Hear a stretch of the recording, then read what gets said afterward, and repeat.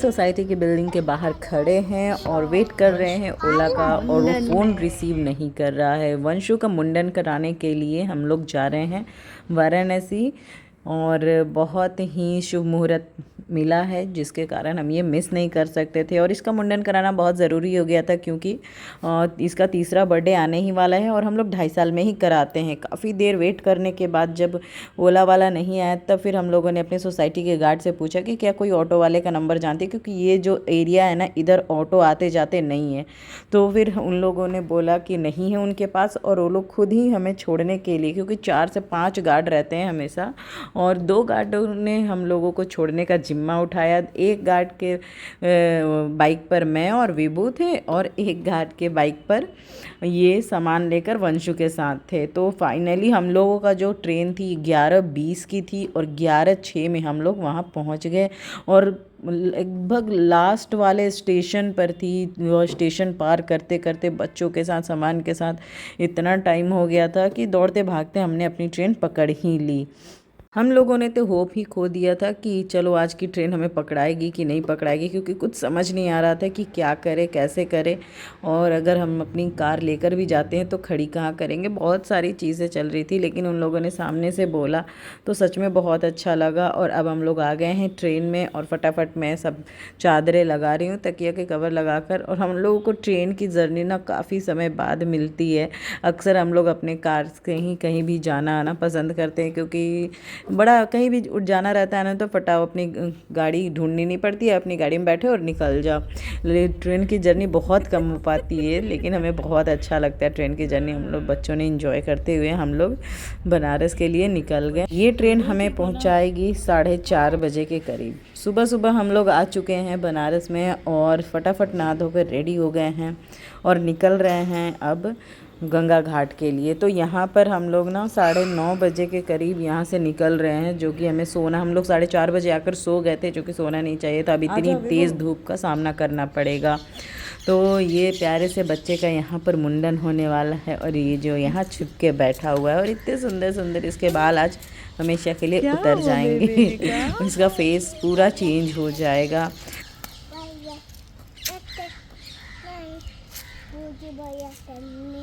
इधर आजा, धूप में लग रही, इधर आजा छाया में। वंशु का टोपी और पीला वाला गमछी लिए हैं ना, टोपी लिए हैं, पीला वाला गमछी। हाँ, वंशु जितना छोटा है उतना ही छोटा विभू था जब मैं विभू को यहाँ पर लेकर आई थी। अभी काफ़ी पेड़ कट गए हैं। हम लोग उसमें रहते हैं, बाद में आएंगे, अभी शाम को आएंगे तो उस वाले ब्लॉक में रहते थे। तो कुत्ते हाँ रहते हैं। और मैं रोज़ विभू को इधर से लेकर जाती थी स्कूल। हम लोग यहाँ रहते थे, इतना मज़ा आता था। नहीं बेटा, किधर है आपका स्कूल? यहीं से थोड़ा सा नज़दीक में था, बहुत दूर नहीं था। हाँ, विभू जब छोटा था तो हम लोग यहीं रहते थे। ये है SBI कैंपस, जिसके अंदर RBOs है, ब्रांचेज हैं, और अधिकारी आवास भी बने हुए हैं। SBLC भी है, जहाँ पर बैंकर्स को पढ़ाया जाता है, ट्रेनिंग दी जाती है। और अभी हम लोग वहीं रुके हैं छात्रावास में। और जो यहाँ इसका बैंक का गेस्ट हाउस है वो कहीं और है, वो पूरा फुल था, उसमें बुकिंग नहीं हो पाई, इसीलिए हम लोगों ने यहाँ की बुकिंग करा ली। और यहाँ पर भी हमें आना बहुत अच्छा लगता है, क्योंकि यहाँ से बहुत सारी मेमोरीज़ हैं। तो ऐसा लगता है कि अरे हम लोग यहाँ रहते हैं, और अच्छा लगता है हमें जब हम दोबारा आते हैं तो। और अब हम लोग बैठ गए हैं ऑटो में। और बनारस में कभी भी कोई भी आए ना, तो ऑटो का सफ़र बहुत सही होता है, क्योंकि ये लोग आपको किसी न किसी रास्ते से निकाल ही देंगे। अगर कहीं बनारस में बहुत भीड़ लगती है, इसीलिए ऑटो का सफ़र ज़्यादा सही रहता है। और हम लोग उतर गए हैं अब, और निकल चुके हैं संकटा माता के मंदिर के तरफ चौराहे से। और ये देखिए कितनी पतली पतली गलियां हैं। इनको देखकर लगता नहीं है कि इसके अंदर दुकानें चलती भी होंगी, लेकिन कितनी सारी हर एक चीज़ की दुकान है इतनी पतली पतली गलियों में। तो मैंने पूजा का सामान खरीद लिया। संकटा माता का मंदिर यहीं पर विभू का भी हम लोगों ने मुंडन कराया था। तो तब हमारी दादी सास, इनकी दादी जिंदा थी, अब वो इस दुनिया में नहीं है। उस वक्त मम्मी पापा भी घर से आए हुए थे, इस बार कोई नहीं आ पाया क्योंकि सब चीज़ इतना 9:30 बजे हम लोगों ने प्लान किया और 11:30 बजे का हम लोगों ने टिकट किया। हम लोगों को बिल्कुल मतलब आइडिया नहीं था कि हम लोग दोबारा यहाँ आएंगे वंशु के मुंडन के लिए। यहाँ पर बहुत सारे लोगों का मुंडन ही मुंडन हो रहा है। आज का दिन काफ़ी शुभ था, तो पहले हम लोगों ने डिसाइड किया चलो माता रानी का दर्शन कर लेते हैं, फिर मुंडन करवाएंगे।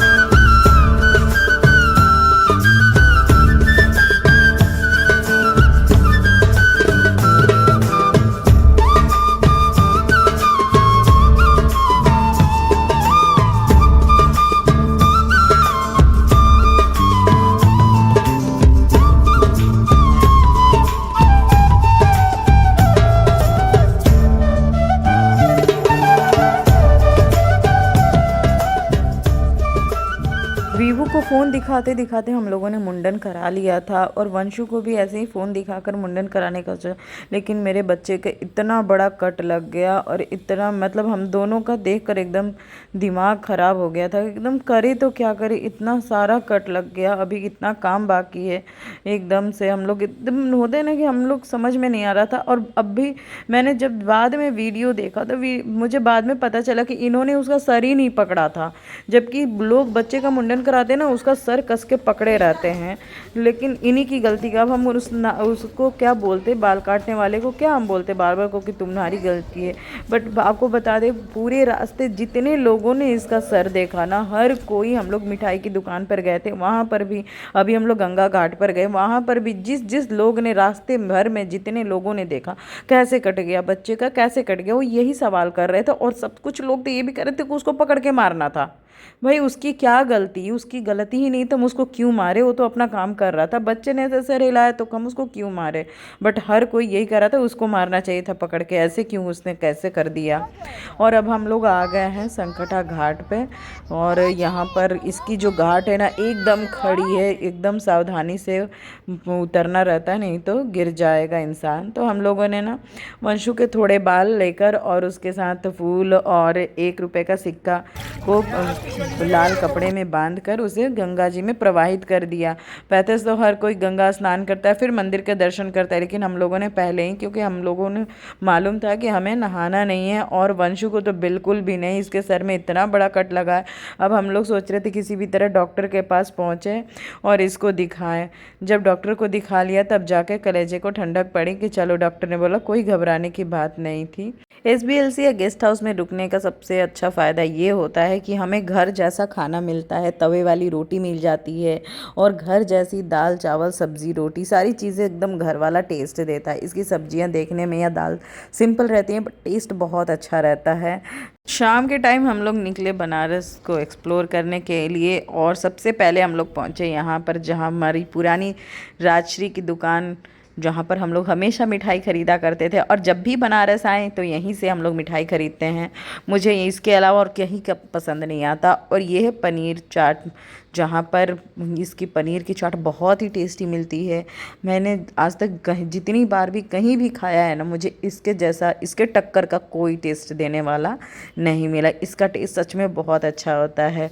और यहीं पर सामने राजश्री की मिठाई की दुकान है, ये है कचहरी में ही हम लोग रहते थे हमारी SBI कैंपस है और कचहरी में ही ये सारे शॉप्स हैं। तो ये तो पहले मिठाई की जो दुकान है ये देखने में लगती है कि गहने की दुकान है, और इसके प्राइस भी गहनों के से कम नहीं है। सारी मिठाइयों के रेट काफ़ी हाई रहते हैं। अगल बगल कई एक मिठाई की दुकान है, लेकिन इसको टक्कर देने वाला कोई नहीं है, क्योंकि इसकी प्राइस तो हाई रहती ही रहती है, लेकिन इसकी क्वालिटी और टेस्ट भी बहुत अच्छा रहता है। इसमें ये लोग बिल्कुल कॉम्प्रोमाइज़ नहीं देते हैं। बाबू के लिए लड्डू ले लिए हमने, लड्डू ले लिया बाबू के लिए, ये लड्डू ले लिया। हाँ, ये लड्डू ले लिया।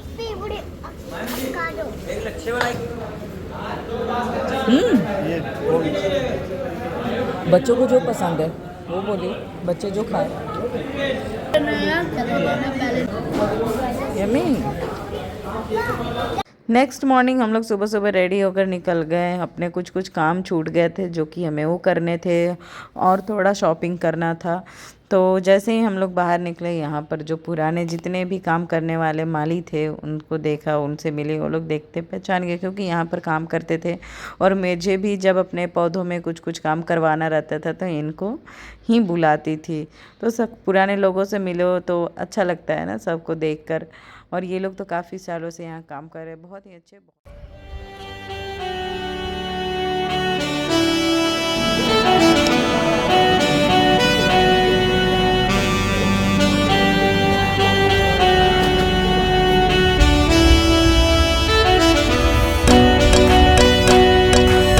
वंशु का मुंडन का काम तो हो गया, और हमने अपनी वो पुरानी यादें फिर से ताज़ा कर ली। जब भी हम लोग SBI कैंपस में जाते हैं तो हमें अपना पुराना वो सारी मेमोरीज़ याद आती हैं कि कैसे हम लोग यहाँ रहते थे, कैसे वीवू छोटा सा था।